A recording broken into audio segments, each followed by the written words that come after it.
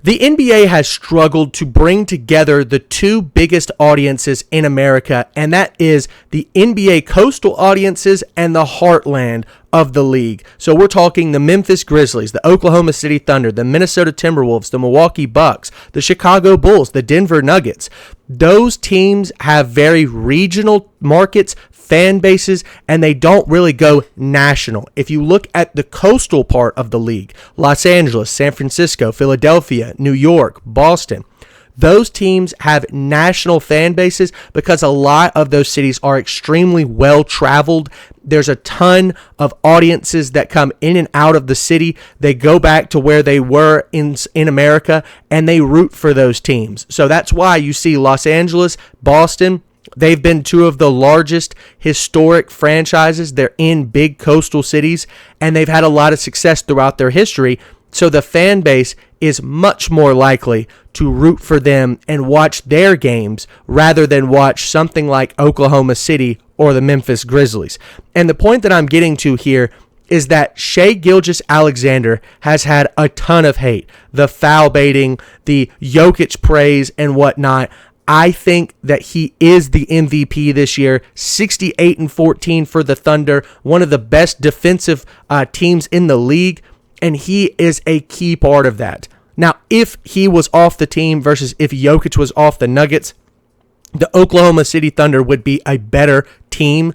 However, that doesn't mean that his intrinsic value goes down just because the Thunder have a better roster than the Nuggets. I think what SGA brings to the floor is elite scoring. In my opinion, he's the best scorer in basketball. There's nobody else that's as good as him right now. In the post, driving, the only thing that has maybe a knack to his game or a knock to his game is his three-point shooting. And I wouldn't say it's bad. I think SGA is one of the best two-way players in the league right now. The MVP is deserved, but the vast majority of the league in terms of fan bases really don't think so. They praise Jokic. But if you remember, about 5 years ago when Jokic won his first MVP, the league was saying the same thing. And I think it has to do with two things. Number one, the league is coastal. The vast majority of its fans and viewership comes from these teams on the coast, the East and the West. And a lot of them don't watch Thunder games. The second thing has to do with SGA. I wouldn't define him as a over-the-top exciting player to watch. What he is methodical and consistent. There aren't really a bunch of SGA posters out there. If you go back and watch his highlight reel, he's not out there with his bag knocking defenders over onto their butts. Like, he's not an ankle breaker, in my opinion. He doesn't have like a top 5 handle in the league. You think of guys like Stephen Curry and Kyrie Irving. But what he is dominant. What he does is drive the ball to the paint, get buckets. There's nobody in the NBA that does it better than him right now.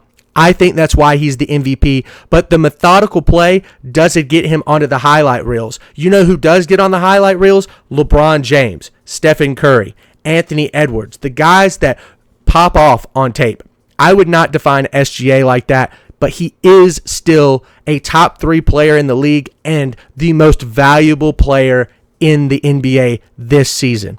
The second thing that I think has to do with this is the fact that the Thunder only had 15 nationally televised games.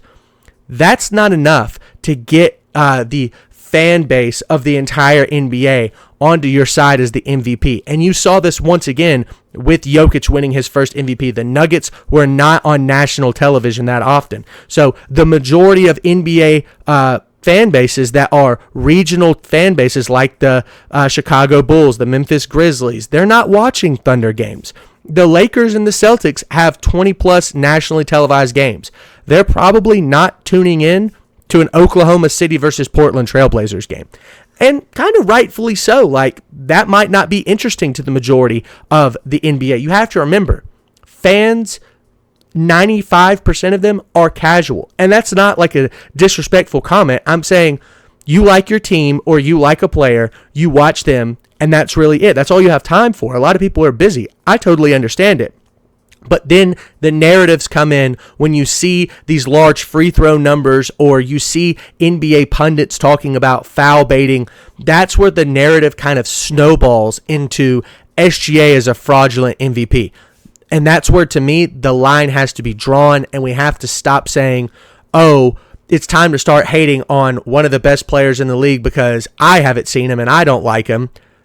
That's where I draw the line, at least. I think SGA is the best scorer in basketball right now, maybe one of the best scorers in the 21st century. Unbelievable post game for a point guard, only 6'5". It's extremely Kobe-esque. When people talk about the foul baiting, I think to myself, man, you would hate prime Kobe Bryant. You would hate James Harden. You would hate Chris Paul. Like, that's part of the game. Foul baiting is part of the game. Getting the calls is part of the game. If you can't adapt to it, maybe the NBA isn't for you. But with that being said, SGA is your MVP, rightfully so. Let me know what you think in the comments. Maybe I'm completely off base with this, but I do think that the vast majority of the league just hasn't gotten to see enough of SGA.